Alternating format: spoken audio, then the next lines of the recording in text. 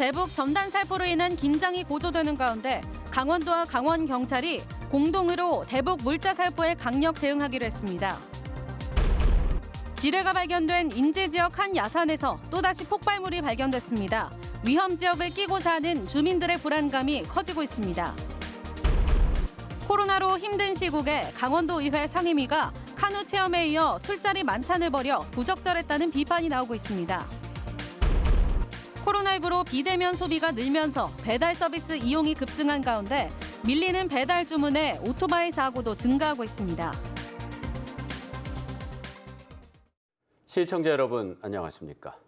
얼마 전 뉴스데스크 강원을 통해 한국전쟁 당시 매설된 것으로 추정되는 지뢰가 인제 지역 한 야산에서 발견된 사실을 보도했는데요.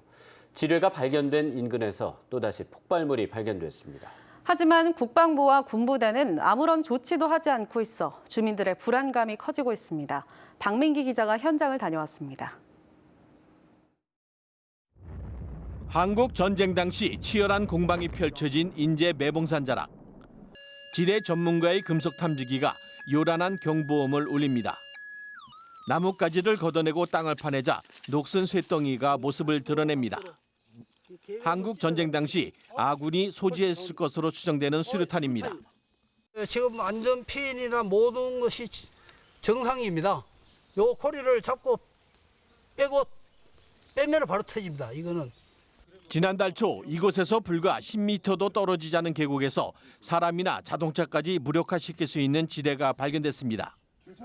하지만 국방부와 인근 군부대에서는 발견된 지뢰만 수거했을 뿐 추가 조사 등 이렇다 할 안전 조치는 하지 않고 있습니다. 상군단 민원 정보과에다가 회신을 한 걸로 알고 있습니다. 지금까지는 아무런 연락이 없어요. 현지를 둘러본 지뢰 전문가는 주민들의 피해 사례와 지뢰 발견 사항을 미뤄 방치된 지뢰 지역일 가능성이 높다고 밝혔습니다.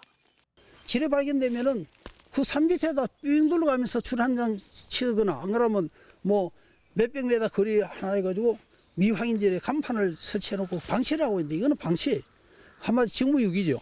휴전 이후 군사시설 보호구역이나 군 작전이라는 명분 아래 지뢰와 폭발물이 어디에 얼마나 방치되고 있는지 위험 지역을 끼고 사는 접경지역 주민들의 불안감이 사라지지 않고 있습니다. 한국 전쟁이 발발한 지 70년이 지났지만 여전히 접경지역 주민들의 안전을 위협하고 있는 지뢰를 제거하기 위한 체계적인 조사가 필요한 시점입니다. MBC 뉴스 박민기입니다.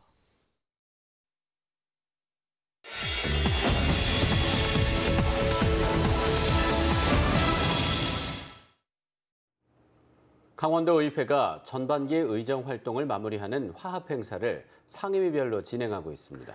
그런데 저희 취재진이 한 상임위를 따라가 보니 낮에는 카누 체험, 저녁에는 술자리 만찬이 이어졌습니다. 코로나 시국, 더군다나 지금은 회기 기간 중입니다. 허주 기자가 현장 취재했습니다. 점심시간이 되자 강원도의 의원들이 의회 전용 버스에 오릅니다. 기획행정위원회 소속 의원과 의회 사무처 직원 18명입니다. 첫 번째 일정은 점심 식사. 막걸리를 돌리며 음식점에서 식사를 합니다. 이어서 기획행정위원회 소관기관인 강원연구원 새청사를 방문합니다. 새청사에서 업무를 시작한 첫날이어서 어수선한 분위기 속에 1시간 정도 보고를 받고 청사를 둘러봅니다. 이어서 카페에서 차를 마신 뒤 지역 레포츠를 체험한다며 춘천의 한 카누 체험장으로 이동합니다. 차값과 카누 체험 비용은 모두 의정 활동비 출장 여비로 처리했습니다. 이어서 저녁 만찬 장소로 이동합니다.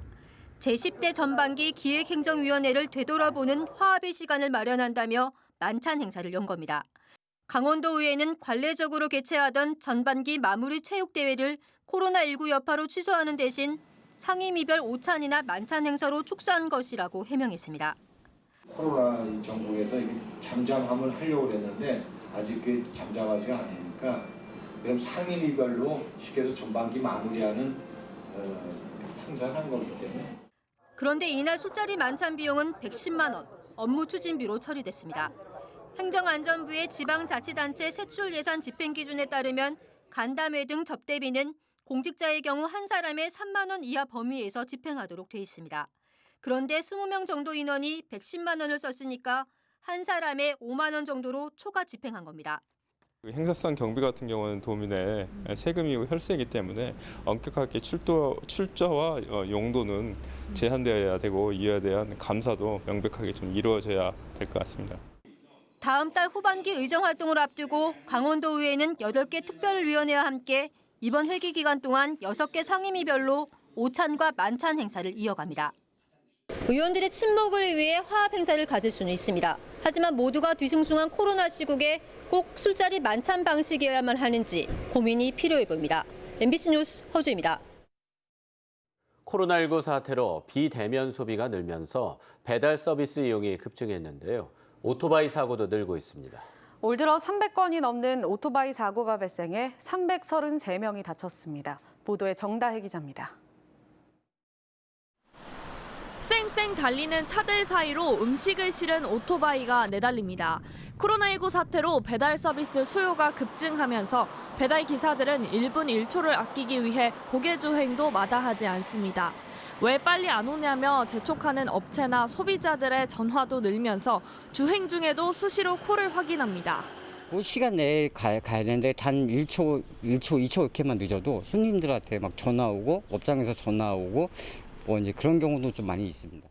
급하게 주행하다 보니 위험천만한 순간들도 많습니다. 신호를 무시하고 횡단보도로 주행하거나 역주행도 마다하지 않고 갑자기 끼어드는 오토바이를 보지 못해 사고로 이어지는 경우도 비일비재합니다. 하루에 한 2-3번씩은 있죠. 반대편에서 빨간불이 켜지면은 그대로 그냥 좌회전해서 나가고 아주 위험하고 오토바이 보면 피합니다. 택배하고 이게 배달해주고 하는 데 대해서 어떤 대책이 좀 수립이 돼야.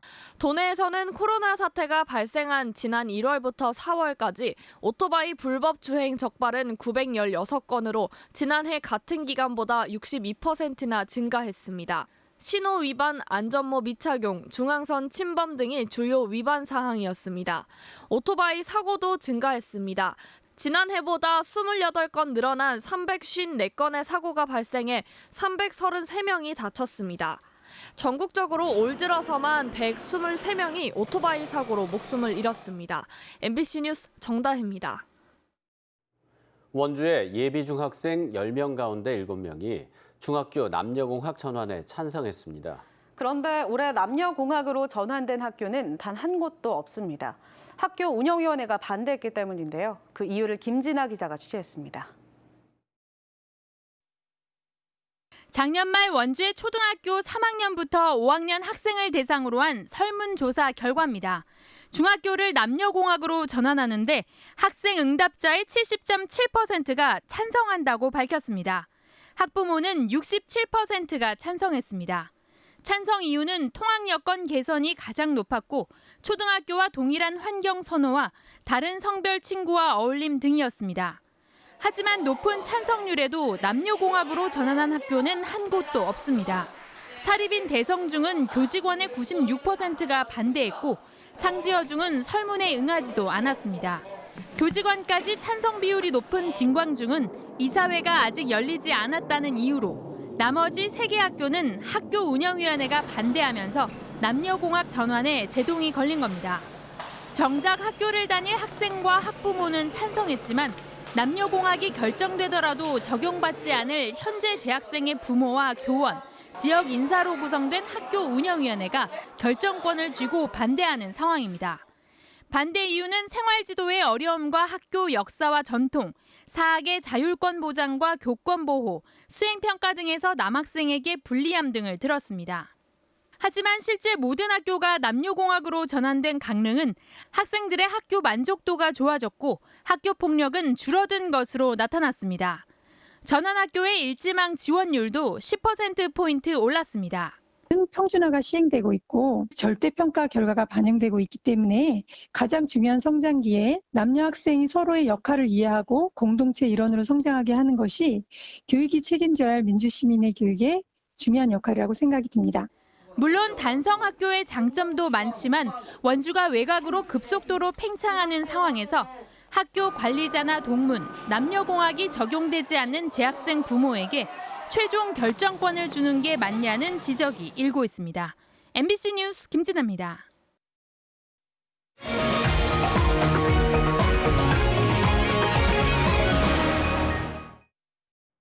대북전단 살포로 인한 긴장감이 높아지는 가운데 강원도와 강원경찰이 공동으로 대북전단 살포에 강력히 대응하기로 했습니다. 강원지방경찰청과 강원도는 도민의 안전을 위해 위험 요소를 차단하도록 공동 대처하고 철원, 화천, 양구 등 접경 지역에 대북전단 살포를 막기 위한 기동대 경찰력을 최대로 배치한다고 밝혔습니다. 또 예상 살포 지역과 주요 진입로에 24시간 거점 근무하고 동해안 해상 쌀 보내기 등과 관련해서도 해경과 연계해 지역 순찰을 강화할 방침입니다. 춘천시가 캠프페이지 오염 문제를 환경부 산하 심의기구를 통해 규명하라는 국방부의 요청을 거부했습니다. 이재수 춘천시장은 캠프페이지 부실 정화의 책임이 국방부에 있다는 것이 명확한데 환경부 산하 심의기구를 통해 해결하라는 것은 말도 안 된다고 일축했습니다.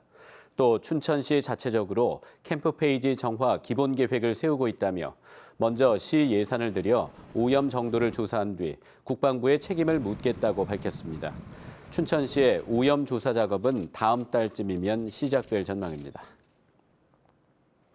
해외로 진출했다 코로나19 이후 국내 복귀하는 유턴 기업을 위해 강원도가 유턴 기업 전용 산업단지 지정을 추진합니다. 강원도는 261개 기업을 유치 대상으로 잠정 선정하고 해외 청산 등 국내 복귀 전 과정을 기업 맞춤형으로 지원해 기업의 초기 투자비 부담을 덜어줄 계획이라고 밝혔습니다. 이와 함께 동춘천 산업단지와 남춘천 산업단지, 원주 기업도시와 홍천 북방 농공단지 등을 중심으로 강원형 유턴 기업단지를 지정해 물류비와 공공임대주택 등을 지원할 계획입니다. 코로나19로 막힌 해외 마케팅의 돌파구를 마련하기 위해 강원도가 비대면 해외 마케팅을 강화합니다. 강원도는 오늘 춘천 스카이 컨벤션에서 도내 수출 유관기관과 업무 협약을 하고 모레까지 사흘간 코로나19 대응 온라인 수출 상담회를 개최합니다.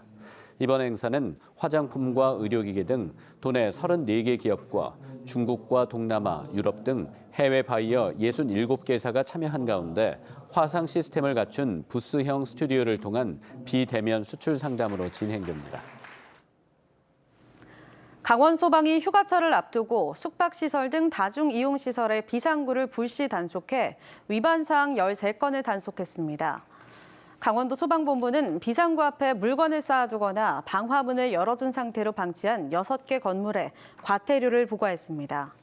또 비상구를 피난 방화시설로 사용하기 어렵게 해놓은 7개 건물에 대해서도 조치 명령과 함께 현지 시정을 요구했습니다. 접경 지역 야생 멧돼지 아프리카 돼지열병이 이달 들어 크게 감소한 것으로 나타났습니다. 강원도에 따르면 지난해 10월 이후 지금까지 도내 야생 멧돼지 폐사체에서 확인된 아프리카 돼지열병은 280건에 달하고 있으나 6월 들어서는 4건에 그쳤습니다.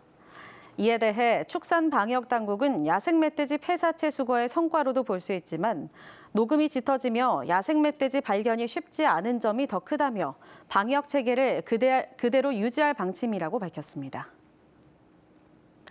홍천군과 홍천교육지원청은 내일부터 지역 내 초중고교 재학생 5,600여 명에게 농산물 꾸러미를 배송한다고 밝혔습니다. 농산물 꾸러미는 학생 1인당 5만 원 상당의 무농약 쌀과 잡곡, 양파, 잣, 사골곰탕 등 홍천산 농산물로 구성됐습니다. 홍천군 관계자는 이번 농산물 꾸러미는 코로나19로 인해 미집행된 학교 급식 예산 3억 원을 활용한 사업이며 학생들과 지역 경제에 큰 도움이 될 것으로 기대했습니다. 철원군이 코로나19로 어려움을 겪고 있는 군민들을 위해 올해 한시적으로 지방세를 감면합니다. 대상자는 코로나19 확진 환자와 격리자, 코로나19 피해 사업장과 소상공인, 소상공인에게 임대료를 인하한 임대인 등입니다. 철원군은 코로나19 확진 환자와 격리자들에게는 주민세를 전액 면제하고 피해 사업장 등에는 주민세와 재산세를 절반으로 줄여주기로 했습니다. 양구군은 코로나19로 인해 휴장 중이던 양구 레포츠공원 야영장을 오는 18일부터 정상 운영한다고 밝혔습니다. 이를 위해 생활 속 거리 두기에 따라 캠핑 사이트와의 거리를 2m 이상 두고 이용객들이 명부를 작성한 후 사용하도록 할 계획입니다. 양국은 관계자는 샤워장도 함께 운영하지만 다른 사람이 이용 중일 때에는 코로나19 예방 차원에서 가급적 기다렸다가 사용하기를 바란다고 당부했습니다. 코로나19가 장기화하면서 강원도의 수출 실적이 저조한 상황을 보이고 있습니다. 동해세관에 따르면 지난 5월 강원 수출액은 1억 3천만 달러, 수입액은 3억 5천만 달러로 지난해 같은 기간에 비해 수출은 28.8% 감소했고 수입은 11.1% 증가했습니다. 주요 품목을 보면 기계류와 정밀기기는 전년 대비 25.9%, 시멘트는 29.5% 각각 감소했습니다. 이상으로 뉴스데스크 강원을 마칩니다. 시청해주신 여러분 고맙습니다.